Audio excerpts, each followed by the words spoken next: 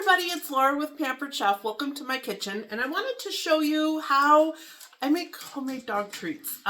This is homemade beef jerky, and yes, you can make it for yourself as well. Usually if I do it for us, there's vinegar involved and it marinates for 24 hours. It's more of a process because I want it to have flavor, right? And not just meat. But for the dogs, I don't add anything. So usually I find roasts or meat, thin cuts of meat, really inexpensive. So this one was $6.88.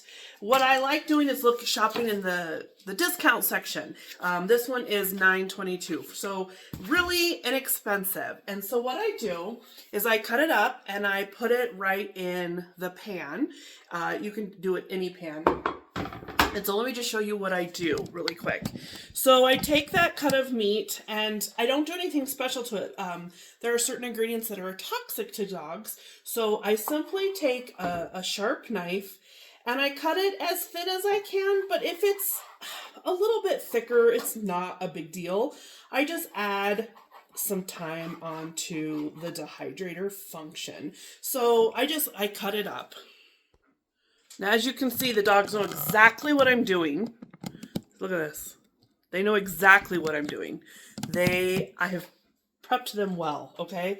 So this is our new foundation knife. This is our forge knife. My forge knives need to be sharpened, but these, I can tell they need to be sharpened because these are so sharp. I just got these. So they're amazing, but look at the girls are ready. So now you can cut them, of course, and make it small to start with. Okay, or we use our pizza scissors. Okay, sit. You ready? Okay, watch this. These are our pizza scissors. Look how huge those are. They're awesome. And they cut through so well. So, okay, sit. Natasha, sit. Good girls. Okay, there's one. Natasha. Two. Yep. Homemade treats. They're a hit. So just as a side note for storage, I put these in our silicone bags because silicone doesn't allow as much oxygen in. But here's the thing, there's no preservatives to this whatsoever. So you have to keep them stored in the fridge, and it only lasts maybe a week to 2 weeks. You can freeze them, it'll last indefinitely.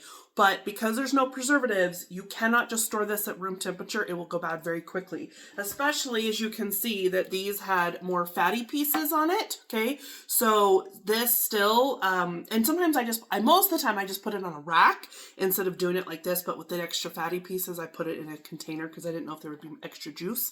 So ideally, you want to store this, put it on a rack so it does drain perfectly. And I'll show you that here in a second. Okay, so here's the rack that it should be on. Here's that rack, okay? And here's the drip tray. So you just put this in, and that way you can use this pan, but just remember that it's going to sit more in that juice or, the dripping. So you want to be careful. For this, it's not really a big deal. So, oops, we're going to turn that on. And we're going to use this bottom one, so it automatically defaults to that. So we're going to turn it to dehydrate, and I want the temperature to be 170, and I want to do 5 hours, okay?